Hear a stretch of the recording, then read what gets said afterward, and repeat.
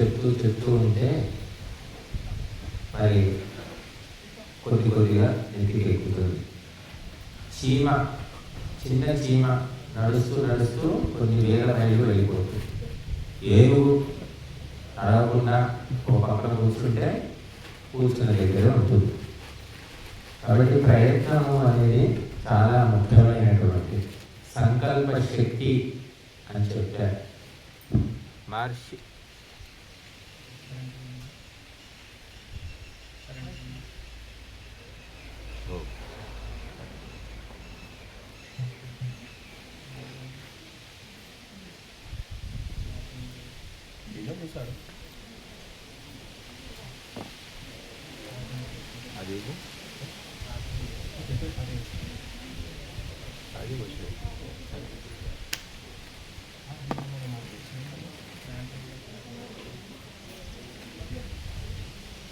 మహర్షి దయానంద సరస్వతుల వారు ఇంటి నుంచి బయటికి వచ్చినప్పుడు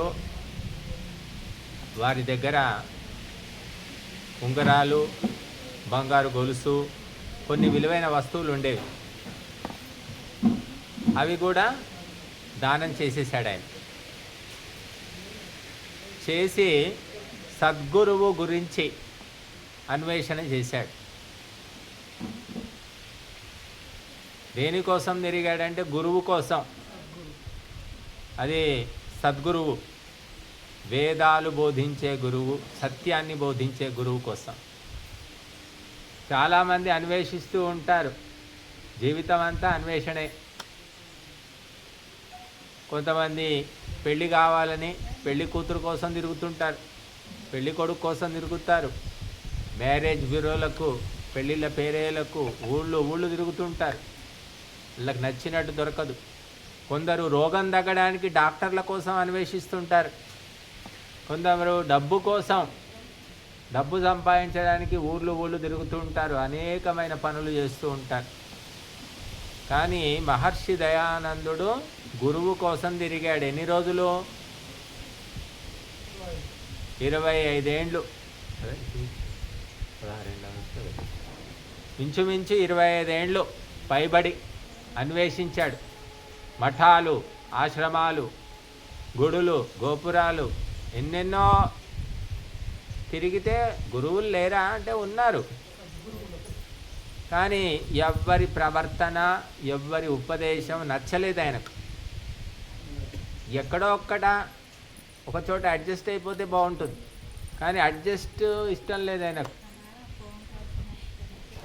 తిరుగుతూ చిట్ట చివరికి ఆయన ఎక్కడికి పోయాడు అంటే మధురా నగరంలో దండి విరజానంద స్వామి అనే ఒక అంధ గురువు దగ్గరికి చేరుకున్నాడు. చేరుకొని అక్కడ అతడు నిజమైన గురువు అని గుర్తించాడు.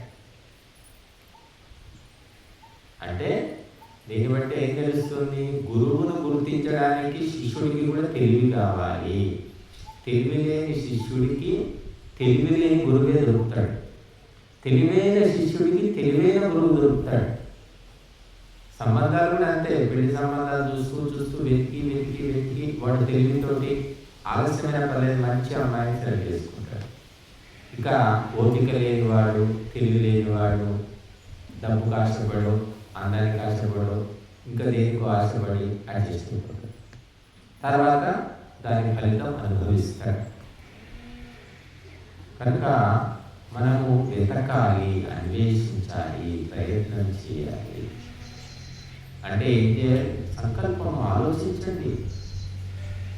ఆలోచిస్తే భగవంతుడు అన్ని దారులు చూపిస్తాడు. ఎప్పుడో కొలంబస్, వాస్కో డి గామా వాళ్ళేంటి అన్వేషించారు. కొత్త దేశాలు, కొత్త ఖండాలు ఎక్కడున్నాయి అన్వేషించారు, ఆక్రమించుకున్నారు. అమెరికా ఏమిటి? లండన్ నుంచి ఇంగ్లీష్ వాళ్ళంతా వెళ్ళి దాన్ని ఆక్రమించుకున్నారు. ఇప్పుడు అమెరికా ఎవరిదైంది? తెల్లదొరలదైంది. అసలైన ఆదివాసులు ఎక్కడ పోయారు? తిరిగి చచ్చిపోయారు. కొంతమంది ఉన్నారు, ఎంతోమంది, లక్షల మందిని చంపేశారు వాళ్ళు. దురాక్రమణ. ఇంకా మనము అన్వేషణ చేస్తాం. దేనికోసం చేస్తాం? ఈ చీరకు మ్యాచింగ్ కావాలి, మ్యాచింగ్, ఆ రంగు కలవాలి. రంగు కలవడం కోసం, మ్యాచింగ్ కోసం ఎన్ని షాపులు తిరుగుతారమ్మా? 10, 20, ఎన్నైనా తిరుగుతారు ఆడవాళ్ళు. మగవాళ్ళు కూడా తిరుగుతారు అన్వేషణ అమ్మా. అట్లా రకరకాల అన్వేషణలు ఉన్నాయి. కానీ గురువు కోసం అన్వేషించడం అనేది అది మహర్షి దయానందుడే ఒక గొప్ప అన్వేషణ. ఆయన అన్వేషించినందుకు 25 ఏళ్ళు ఖర్చు పెట్టినందుకు ఇక్కడ మనం కూర్చొని హోమం చేస్తున్నాం, మంత్రాలు చెప్తున్నాం, వేదాలు చదువుతున్నాం, ఉపదేశాలు ఇస్తున్నాం. ఆయన చేసిన అన్వేషణ మనకు లాభమైంది. తాత సంపాదించి పెడితే కొడుకు తండ్రి తింటున్నాడు, కొడుకు తింటున్నాడు, మనవాడు తింటున్నాడు, ముని మనవాడు కూడా తింటాడు, అంత సంపాదించి పెట్టాడు. మహర్షి దయానందుడు చేసిన అన్వేషణ వల్ల భారతీయులు కాదు, హిందువులు కాదు, మొత్తం ప్రపంచ మానవులకే ఆయన వేదం అనే అష్టైశ్వర్యాన్ని తెచ్చి ఇచ్చాడు. వేదాలు ఇప్పుడు ఉన్నాయి, అప్పుడు ఉన్నాయి. ఎలాగో కళ్ళుండి గుడ్డివాళ్ళు, చెవులుండి చెవిటివాళ్ళు, కాళ్ళుండి కొట్టివాళ్ళు, చేతులుండి అవిటివాళ్ళు భారతీయులు, హిందువులు. ఎందుకంటే క్రైస్తవులు, మామూలు వాళ్ళకు మత గ్రంథాలు ఉన్నాయి, పట్టుకొని వేలాడుతున్నారు. మనకి ఏముంది? మీ ధర్మ గ్రంథం ఏమిరా అంటే దిక్కు చూస్తున్నారు. ఎవరికి తెలియదు. కొంతమంది భగవద్గీత భగవద్గీత మరి భగవద్గీత చెప్పిన శ్రీకృష్ణుడు ఆ భగవద్గీత చెప్పడానికి ముందు ఏం చదువుకున్నాడు? భాగవతం చదవండి, మీరు భారతం చదవండి, 4 వేదాలు చదువుకున్నాడని ఉంటుందండి. గురువు సాందీపని దగ్గర 4 వేదాలు చదువుకున్నాడు. మరి ఆ వేదాలు శ్రీరాముడు వేద వేదాంగ తత్వజ్ఞ అని రామాయణం. వేద వేదాంగాల తత్వం తెలిసిన వాడట రాముడు. ఆ వేదాల పేరు తెలియదు, ఆ వేదాలు తెలియదు, మంత్రము తెలియదు. ఇది హిందువుల పరిస్థితి. ఏదో ఒకటి చెట్టుకు ఒకటి మొక్కుతారు, పుట్టకు ఒకటి మొక్కుతారు, గుట్టకు ఒకటి మొక్కుతారు. దేనికంటే ఇది అదేం లేదండి. ఒక పసుపు కుంకుమ పెట్టితే దేనికైనా ఒకడానికి సిద్ధంగా ఉన్నారు. కానీ సత్యాన్ని, ధర్మాన్ని, న్యాయాన్ని అన్వేషించాలి అని తెలుసుకోవడం. దొంగ గురువులు మోసగాళ్లకు చాలా ప్రాధాన్యం ఇస్తారు. నాకు చాలామంది చెప్పారు, స్వామీజీ మీరు ఎట్లుంటే నడవదు, మీరు ఎలా ఉంటే ఎవరు మీకు ఏమి ఇవ్వరు, ఉంగరాలు పెట్టుకోండి, పెద్ద పెద్ద నామాలు పెట్టండి, రుద్రాక్షలు వేసుకోండి, పట్టు బట్టలు కట్టుకోండి, ఇలా కలకల మెచ్చిపోవాలి, మేకప్లు వేసుకోవాలి. 30 ఏళ్ళ నుంచి మా భక్తులు చెప్తున్న కొద్దిగా కొంచెం మారండి స్వామీజీ, మరీ ఇంత శక్తులు ఉంటుంది మీరు చెప్తున్నారే, నాకు బుద్ధి రావట్లేదండి, ఇలాగే అనుకొస్తున్నాం మేము.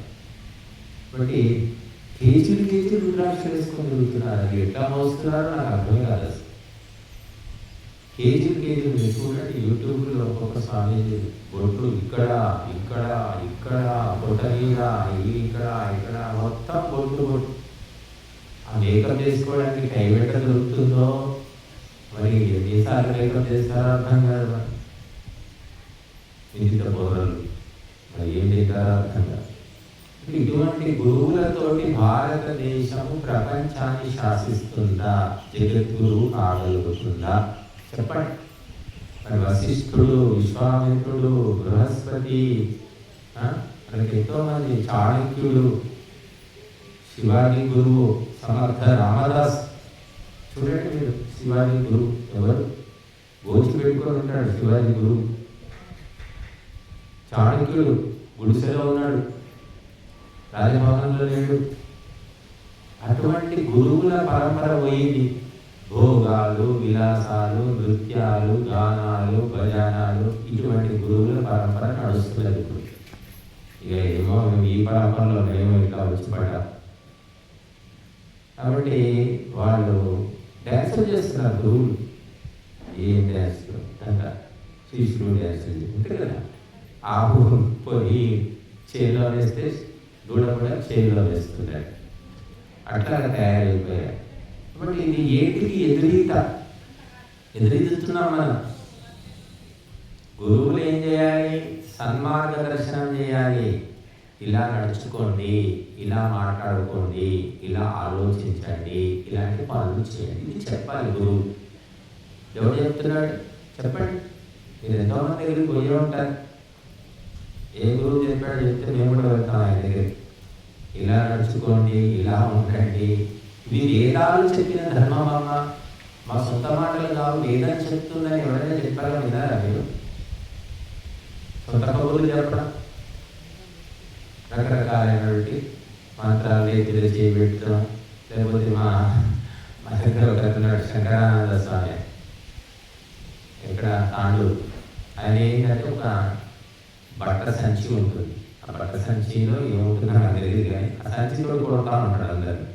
ఎవరైనా వస్తే ఆశీర్వాదం మొక్కితే ఆ సంచి తీసుకొని కొడతారు. ఇట్లా పర్సులాగా ఉంటుంది, అది బట్టతో చేసి. దానికి కొన్ని గవ్వలు అవి కుట్టి ఉంటాయి. ఆడవాళ్ళని కొడతాడు, మగవాళ్ళని కొడతాడు. జనాలకి ఇష్టం అట్లాంటి ట్రిక్స్. మళ్ళీ నిమ్మకాయలు ఇస్తుంటాడు. తాండూరులో ఉంటాడు, కావాలంటే అడ్రస్ ఇస్తారు. నిమ్మకాయలు లాగండి, కొట్టించుకోవాలి. ఆయన ఒక స్వామీజీ ఏం చేయరు. మళ్ళీ భార్య ఉంది, చిన్న పిల్లలు ఉన్నారు, సంసారం నడుస్తూనే ఉంటాడు, ఈ బిజినెస్ కూడా నడుస్తూనే ఉంటాడు. ఇట్లా ఎంతమంది మేము చూసామండి. మీరు ఎంత చూసారో నేను చూసే సాధించుకున్నాను.